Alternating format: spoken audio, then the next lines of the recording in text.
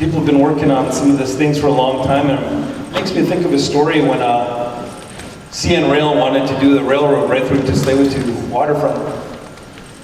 And our chief, he stood up and he got ready to fight. And then of course the police came in, and that's what happened. And then they're going to arrest him. What is our spiritual, I guess, a shaman back then, we call him, he stood up and said, our chief doesn't go to jail. We would, but I remember when I was a kid too, you know, some of my cousins would be fed up with some of the injustices that would happen in Indian country, and they'd say, nobody's going through the res today. They put up a roadblock, and I remember some cars would come through, and my cousins would jump on the car, and they'd try to shake him off the car by jerking back and forth, but there's a long history, not just to Tsleil-Waututh, but the other nations that are here too that stood up. In solidarity with Oka, we shut down Second Arrows Bridge. I think I was 18 or 19 then. They said nobody's going through it today too. And as we say in Tsleil-Waututh, we'll do whatever it takes. But the guidance that we look at first and foremost is our cultural and our spiritual guidance. And when we talked about what I said and when we did in court, we went and blessed that room and made it holy. You know, we were talking about our laws. Our laws are about the land and the water of our culture and our spirituality. And that's how we approach things.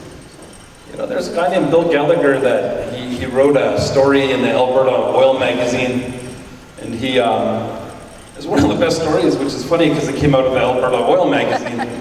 And he was saying there's been 207 legal victories won by First Nations on resource extraction in the last 15 months.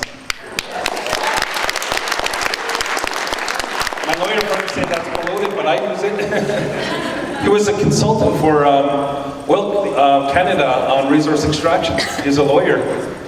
And how we're winning is by our laws that supersede any laws that came before Canada came. And what's great about it is the same feeling that what you have and what you carry and what you want to sacrifice to make a better world. You know, we're jumping aboard, we're going in the same canoe together, we're going in the same direction. And that's really important. You know, some First Nations might negotiate, that's what might very well happen.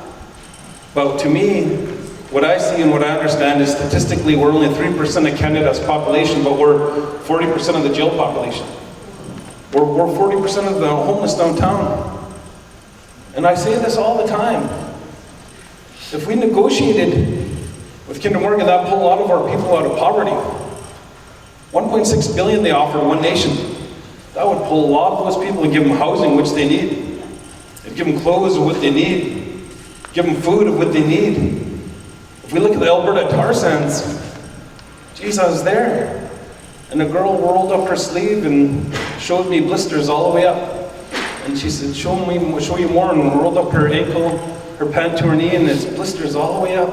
She said, these are all over my body, and my children are in the hospital, they're getting treated for cancer. So 1 out of 4 have cancer, 1 out of 2 have respiratory problems. They said, well, you know, when we're hungry and they go hunt and they have to take the liver of the animal that they hunt and send it to get tested to see if it's edible. And for us, in Tsleil-Waututh, we found in our assessment of Kinder Morgan, we knew this already, 90% of our diet came from the waters that were protected. And I couldn't even imagine somebody saying you can't eat the salmon. But that's what they told them in Alberta. That's why our relations come here. And they tell us, they say, we don't want to happen to you what's happening to us. We don't want you to die. We'll stand in solidarity with you. And that's what they're saying to us. Our elder stood up and he said, it's reason enough for us to say no when our relations in Alberta are dying. And it's true, they are dying. And there is no tomorrow. So when I go back and I talk about those ugly statistics of my people, they're standing up. 100% consensus. They did a referendum in Prince George, on the reservation, and in Vancouver. I don't know if you saw it on news, but it was 100% consensus for all those people that said no, like it wasn't Tsleil-Waututh. That's the kind of effort we need. When we first started, we gave out 100 flyers out in Burnaby 5 years ago, 6 years ago, and 10 people came to a town hall meeting. And now 71% of the residents support the Tsleil-Waututh Nation in Sunam. That's because of what you did too. You did that. You brought awareness to it. And it has to be in the same heart, in the same way of how we believe of our laws of our culture and our spirituality are. That's what the laws of land and water, and that's how we're winning in court, and that's how we'll continue to win.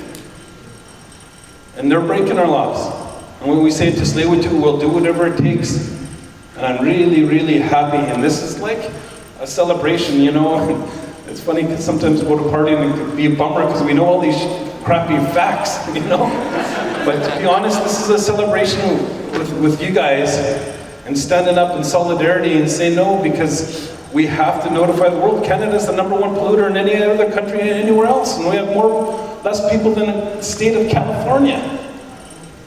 You know, we have to send good messages to Trudeau. Isn't that a beauty that we haven't seen anything on him since he left? Eh? Isn't that crazy? Yeah, maybe we need to see it. Actually, we shouldn't have to wait to see it, but we're sending messages to Trudeau saying, you know, you got to talk now.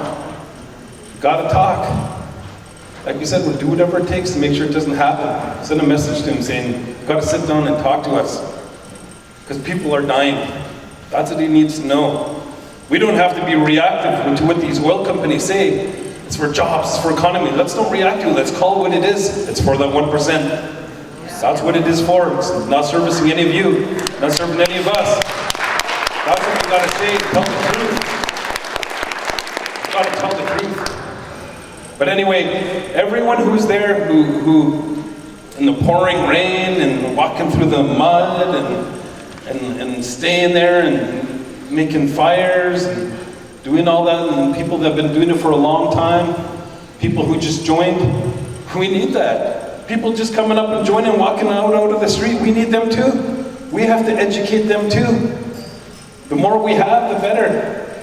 We have to work together on that and go in the same direction. Where we are, we might as well paddle together and send out a good message. So we're going to take a break and mingle around and have some tea, and we'll start in a couple of minutes. Thank you.